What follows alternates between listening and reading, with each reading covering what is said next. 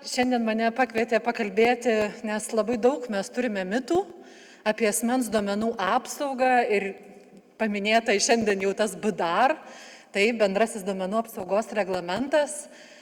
Iš esmės, aš visą laiką sakau, kad reikėtų nustoti bijoti reglamento, nes nieko jisai baisaus su savimi neatnešė.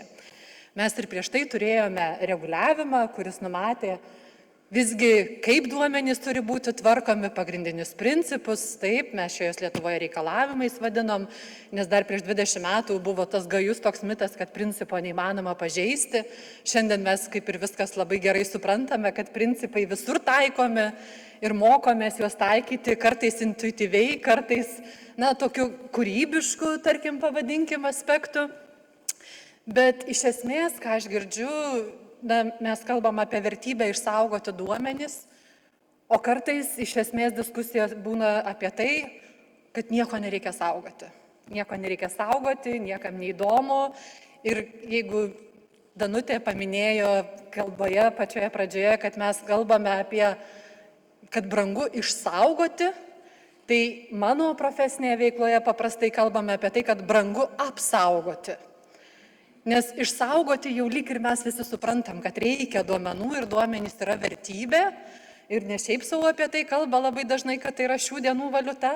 Ir mes labai daug galime ir pridėtinės vertės turėti, tai paslaugą sukurti ir visą kitą. Bet vis dar labai daug yra to tokio negatyvo. Ir pakalbėsim apie tai, apie šiek tiek mitus. Tai tas nesaugojimo politika. Aš visą laiką sakau, kad reikia kalbėti apie saugojimo politiką, bet visada kažkodėl tai išlenda tokie, nežinau, kažkur ragai dygsta iš kažkur. Dėl principų. Reglamentas savaime atnešė labai gerus, aiškius principus, kaip duomenys visgi turėtų būti tvarkomi, saugomi, apdorojami ir panašiai. Bet, kaip matote, apačioje pats reglamentas labai aiškiai pačioje pradžioje preambulėje pasako, kad duomenys turi būti tvarkomi taip, kad jie tarnautų žmonijai. Tai reiškia mums visiems. Ir tai nėra kalba, kad tvarkome tik tai tiek, viską naikinkim, išdavėm leidimą ir užmirštam visus staiga. Ir netgi tą, kuriam išdavėm tą leidimą. Tai čia toksai kartais tokių visiškai komiškų situacijų pasitaiko, kai klausia apie duomenis, kurių jau senai nėra. Tai tada klausimas, o kodėl mes tik dabar susizgrimbame, kažką tai ieškom, ko nepametę. Tai dėl to mes turbūt šiandien ir kalbame, nes aš iš savo kasdienės veiklos pastebiu, kad klausimų archyvams aš tiesiog neturiu. Nes paprastai jų nekyla.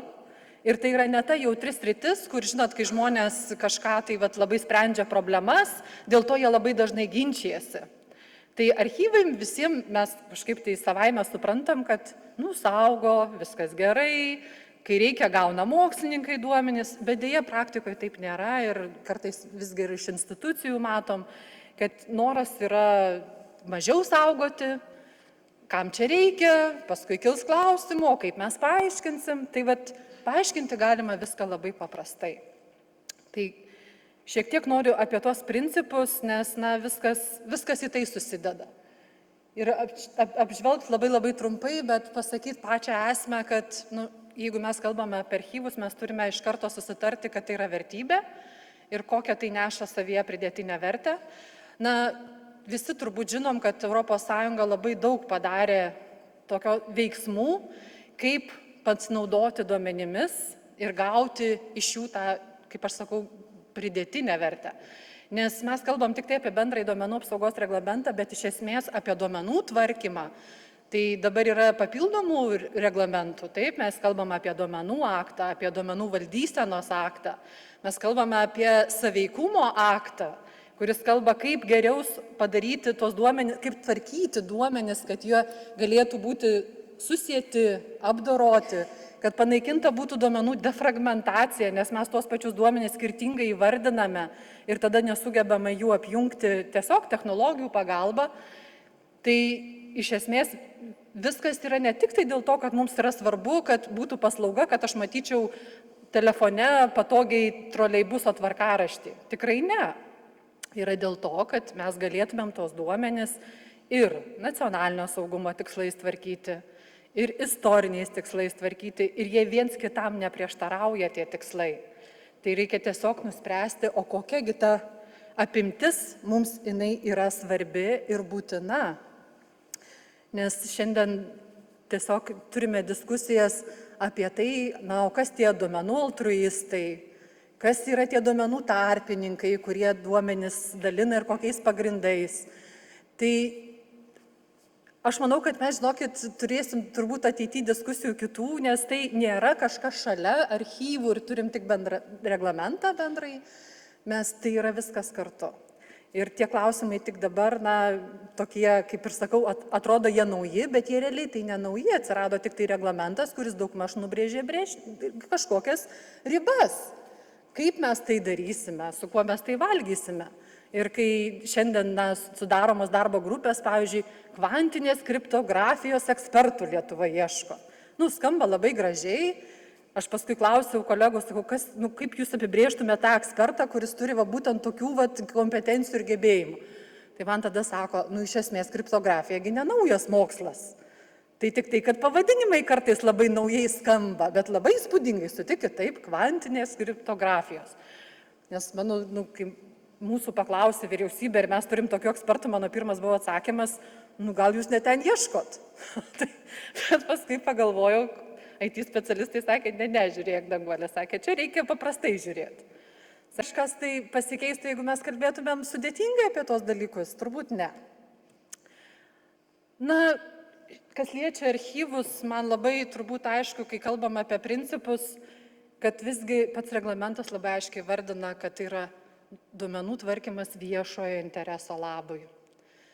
Tai jau pats savaime tas viešasis interesas yra apibrėžtas net raštu ir net ginčo neturėtų kilti, kad tai yra viešas interesas. Moksliniai, istoriniai tikslai, kaip matot, jie yra suderinami su tais pirminiais tikslais ir kažkada yra mokslininkai manęs klausia, o tai kaip gauti tuos duomenis, ar čia yra teisinis pagrindas ir kaip aš turiu pagrįsti tikslą. Iš esmės pats tyrimas mokslinis jau jisai apibrėžia savyje ir tikslą, taip ir aš temą turiu ir panašiai, bet yra problemos turbūt daugiau klausimai ne ar aš galiu tai daryti, o kaip man tai padaryti, kad irgi nebūtų klausimų, ar aš tai teisėtai darau, ar aš kažkaip tai nesaugiai tai darau, nes, sutikit, vadovėlius visi skaitom jau nuo 1 klasės ir vis dar kartais klausimas kyla, ar galima tenai cituoti, nurodant vardą pavardę. Tai tada man kyla klausimas, o mes galim pacituoti, nenurodydami vardą pavardės? Tarkim, galim vardą inicialą parašyti, mažiau bus asmens duomenų. Tikrai mažiau, nesiginčiai, bet ar reikia? Tai toksai, žinot, kartais, nesinorėtų diskutuoti ten, kur mes lyg ir jau visi susitarę nuo pat pradžių, kad tai yra vertybė ir akademiniais tikslais duomenų tvarkymas ir archyvavimai, nes iš to paskui ir gimsta ir vadovėliai, ir istorija, ir visa kita. Tai tikslų apribojimo principas labai aiškus, reglamentas aiškiai pasako, mes nusistatom tikslus ir visgi jau nusistatydami tikslus, mes turime pasižiūrėti, o kiek mums duomenų reikia ir mums patiems analizuoti. Nes taip aš galiu turėti labai aiškų skaičių leidimų, ten dar kažko, o gal man reikia papildomų duomenų, kad aš galėčiau statistiką kažkokiais pjūviais analizuoti. Ar tai yra draudžiama? Ne, statistinių tikslų nieks net nepasakė, kad jie nėra teisėti. Tai vėlgi turėtumėm pasižiūrėti, kaip mes tą galėtumėm, vėlgi niekada nieks nesako, kad rinkim šiandien apie ūkininkus, rytoj apie kažkokius moksleivius. Tai taip nėra.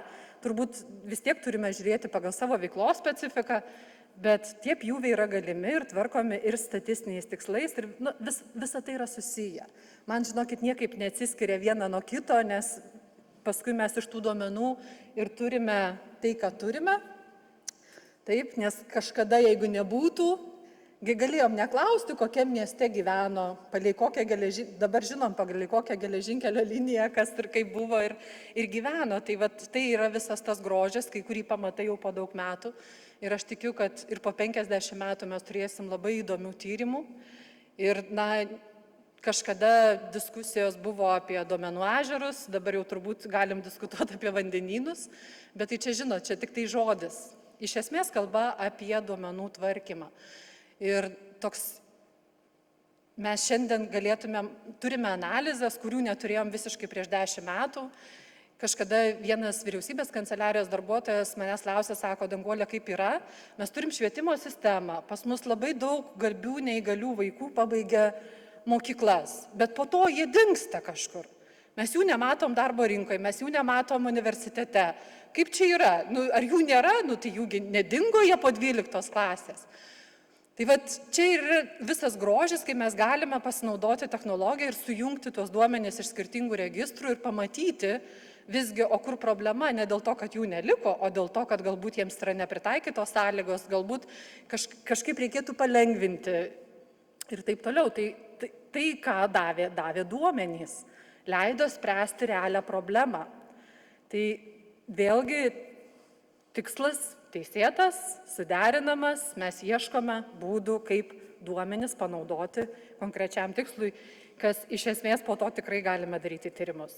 Teisėtumo principas, vėlgi galima, visi tvarkome duomenis, bet į ką aš noriu atkreipti dėmesį, reglamentas tikrai ne vienoje vietoje pasako, kad mes duomenis turime tvarkyti, vėlgi nepažeisdami asmenių teisės į duomenų apsaugą nuostatų, niekur nerasime recepto, kiek konkrečiai mes duomenų tvarkome, tam ir turime diskusiją, kiek reikia tų duomenų tikslui pasiekti. Bet negalima apsibrėžti labai griežtai ir jau šitą tai tikrai negalima, nes man nereikia. Tai nesinoriu kartotis, bet tikrai, tas interesų apsaugos priemonės gali būti labai įvairios ir paminėjote, archyvams yra skirtingi atverimo būdai, ar jie savaime vienas blogas, kitas geras, tikrai ne turbūt. Tiesiog vienas turi vienus privalumus, kitas kitus ir galbūt kartais hybridas netgi geresnis būtų, bet Lietuva mes turim vėl savo modelį, ar man jisai geras, man jisai yra geras, bet aš nesu tyrėja. Jeigu aš būčiau tyrėja, turbūt aš vėl kitaip galėčiau pasižiūrėti, o ką čia ta duomenų apsauga sugalvojo. Tai šitoje vietoje neturėtų būti sugalvojo, turėtų būti visgi sudarytos galimybės duomenis tvarkyti ir juos panaudoti būtent įvairiausias tikslais. Dėl saugojimo trukmės apribojimo, visi mes suprantam, kad norim dažnai, kai būdavo popierius, visi žinodavom, kad kaupėsi krūvom dokumentai, juos vis tiek reikia kažkam sutvarkyti ir panašiai. Šiandien turime skaitmeninius dokumentus, tikrai elektroninių parašų pasirašinėjom, jau senai užmiršom popierių. Aš turbūt popierinį dokumentą neatsimenu, kada mačiau realiai. Bent jau parašui tikrai, net nebežinau, ar yra tokių dokumentų, kurios dar ranka reikėtų pasirašinėti, būtinai, taip sakant. Ir ar nuo to kažkas nukentėjo? Kažkada buvo diskusija ir kažkas juokais sakė, kad dabar atsisakom popierinių gimimo liudijimų, tai ar nedings vaikai? Nedingo nei vienas, man atrodo, bent jau negirdėjau. Tai vėlgi tai yra tie mitai, tam tikra prasme, gal tai net ne mitas, tai tiesiog mes prisitaikom prie naujovės. Tai mes šiandien dokumentą, prieš 10 metų dokumentą mes matėm vienaip, šiandien mes matom dokumentą kitaip, ar daugiau galimybė atsirado apdoroti duomenis, tikrai daugiau. Ir nuskaityti galime taip, ir turinį dokumentų ir panašiai. Tai galimybės yra beribės, tai visokiausių, koks tai bebūtų principas, jisai man vis tiek susideda į vieną, kad nėra draudžiama saugoti, tvarkyti asmens duomenis. Mes turime pagalvoti, kiek mums juos reikalinga saugoti. Ar valstybė viską išsaugo 100%? Tikrai ne. Man net būtų įdomiai procentaliai pasižiūrėti, kiek valstybė perima duomenų į archyvus, tai turbūt tikrai ne didžioji dalis. Tai 50+1 turbūt apie tai net kalbėti negalėtumėm, nes visgi iššūkis yra ir tai apdoroti ir apsaugot lygiai taip pat, nesvarbu, ar tai yra archyvas, nes mes kažkodėl visą laiką siejam tą duomenų tvarkymą archyvuose, kad lyg tai yra visi jau mirę asmenys ir nieko nebereikia saugot. Bet yra tas toksai pasakymas, o kur ten yra problemos? Taigi viskas jau ten senai jau, bet taip nėra. Tai šitoj vietoj, vėlgi yra klausimas, kaip tą balansą rasti, kokios tos priemonės tinkamos yra. Nes ir vėlgi esu praktikui susidūrus, kai skaito žmogus privatumo pranešimą ir sako, duomenys tvarkomi ten 5 metus ir dar ten archyvavimo tikslais ten. Tai sakau, kas negerai, tai tave informavo, tu skaidriai žinai, tai yra labai gerai, kažkas padirbėjo. Bet tai tada, o kam reikia saugoti? Turbūt, kad jau buvo nuspręsta, kad reikia saugoti, nes nesaugotų nieks, jeigu nereikėtų šiaip iš principo. Bet, tas ir vienas, jeigu jūs atkreipė dėmesį, visi tie principai, ar tai tikslo ribojimo, ar tai saugojimo trukmės, taip, duomenų kiekio mažinimo, jie vienas be kito negyvena.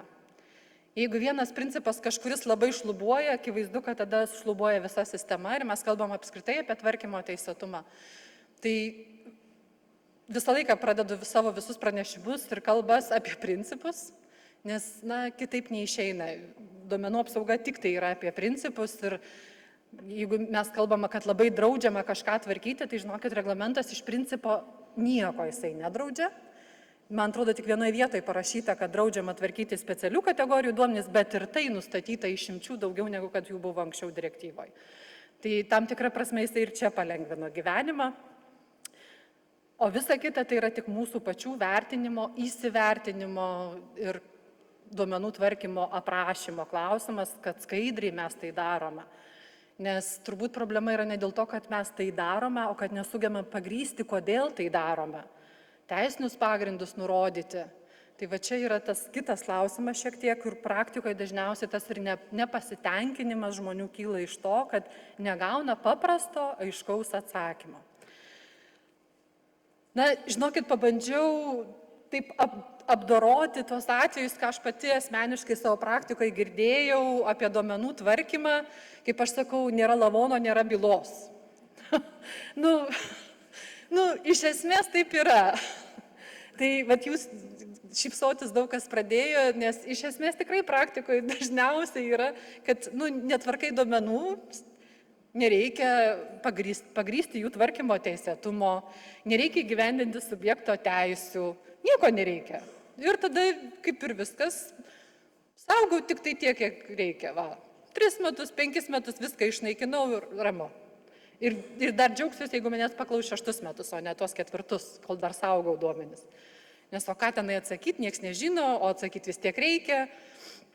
Tai toks draudžia ir nustato griežtus ribojimus, tai jau kaip ir sakiau, nieko tas reglamentas iš esmės labai griežtų ribojimų tikrai nenustato.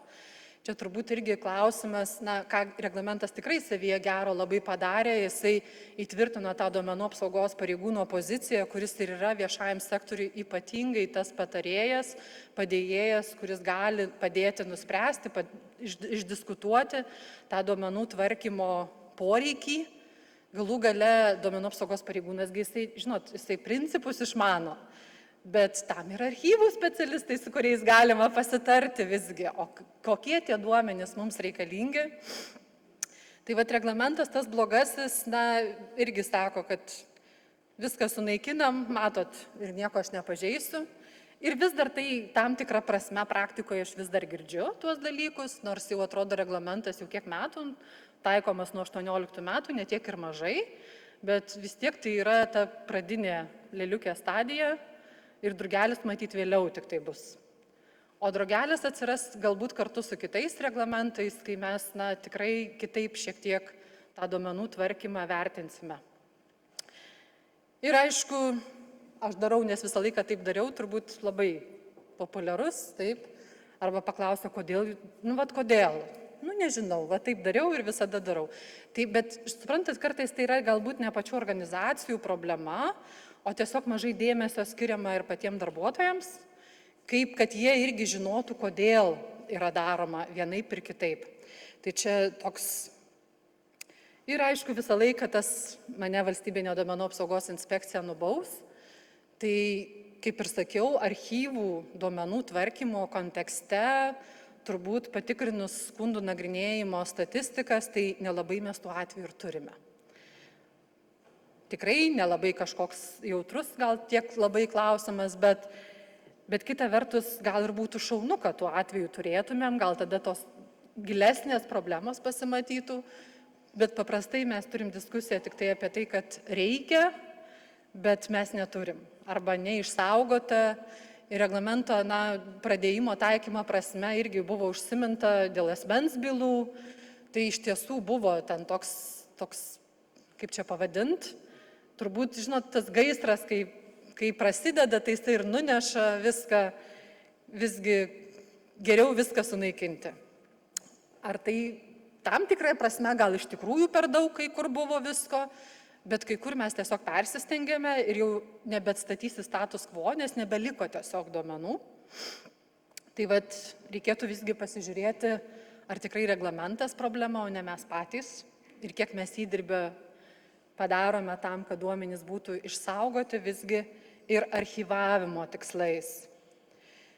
Tai dėl asmens bylų tikrai paminėjau, nes man tai kartais asocijuojasi su tuo, kai mes realiai galime pradėti netyčia, visai nenorėdami, klastoti istoriją tam tikrą prasme.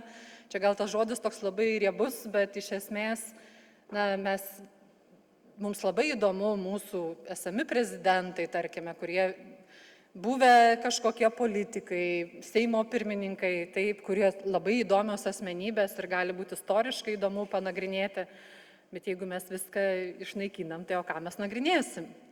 Tai kitą kartą, tai aš kaip sakau, ačiū Dievui, tai nors Sodra nedrasko bylų, nes neturi ką draskyti, tai žinom bent darbovietės. Bet asmens bylos jos gali jau faktiškai ir nebelikti be vardo pavardės ir ką tenai dar nurodyti. O daugiau gali ir nieko nebūti tenai toje asmens byloj, be išsilavinimo dar kažko tai. Tai, visgi ta pridėtinė vertė, vėlgi, pirmiausia, mes turim kalbėti apie tai, kad ką išsaugome, o toliau jau žiūrėti, kaip kartu veikdami galime pasiekti tuos tikslus, nes galimybės yra beribės, tikrai labai plačios ir net būtų keista svarstyti šiandien, kad dar kažko mes negalime paanalizuoti. Aišku, visko nereikia, nes supraskit manęs klaidingai, šiandien aš taip labai pozityviai kalbu, kaip čia mes viską saugokim, tai ne apie tai yra turbūt.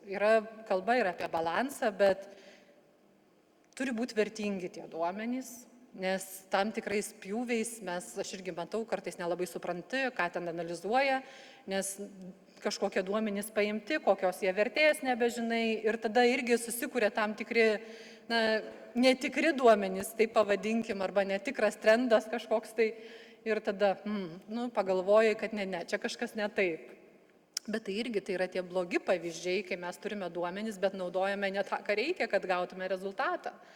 Tai čia turbūt mūsų visų atsakomybė ir mokslininkų, ir archyvarų, taip, kad ir ta prieiga būtų prie archyvų, kad visgi tos išvados būtų teisingai tos pateiktos. Nes šiaip sau, žinokit, parašiau, kad vienodą reikšmę skirkime ne tik tam, ką mums reikia, bet ir to, ką reikia saugoti archyvuose. Nes Valstybinė duomenų apsaugos inspekcija taip pat duomenis tvarko ir kartais turime, kaip aš sakau, tą kuratorių, kuris ateina patarti, kad šitie duomenys reikalingi ir juos reikėtų nuolat saugoti ir taip toliau. Kartais aš net esu kartais abejojus, ar tikrai reikia. Bet turbūt pasitikėkime archyvais, mes vienas kitų darbų nedirbame, tai jeigu sako ekspertas, kad reikia, tai reikia. Tai toksai ir kita vertus argumentų neturi, tau tik tai kyla įtarimas, galbūt, bet tas įtarimas, jisai paprastai gali būti ir niekuo nepagrįstas.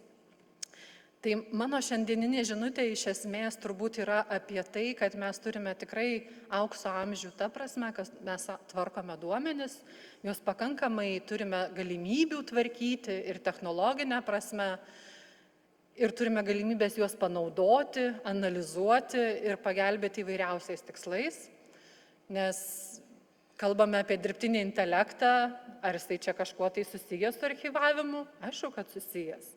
Iš esmės, turbūt mes ir mokslinius tyrimus kartais darysime apie tai, o ką tas dirbtinis intelektas tokio blogo ar gero nuveikė tam tikrą prasme. Nes turbūt smagu, kai parašyta, šitas čia yra panaudojant dirbtinį intelektą, kažkokios tai analizės ir taip toliau. Ir jau lygiai taip pat tos analizės ir su asmens duomenim, ir su gyvų žmonių duomenim, ir jau jos tokios labai tikrai įdomios kartais. Tai kur riba, nieks nežino. Ar taisyklės reikalingos? Reikalingos. Tai, bet pirmiausia, mes turime tą bazinį variantą turėti, nuo kurio atsispirdami galėtume eiti toliau. Tai tam ir yra ekspertai, archyvarai, kurie nemažiau svarbus, ne dėl to, kad tik tai viską naikinkim, bet išsaugokim. Tai vat, mano turbūt žinutė yra apie tai, kad duomenų apsauga nėra apie tai, kad netvarkykime. Jis yra apie tai, kad tvarkykime, darykime, saugokime, bet žinokime, kodėl tai darome ir kodėl tai saugome. Tai va taip labai trumpai.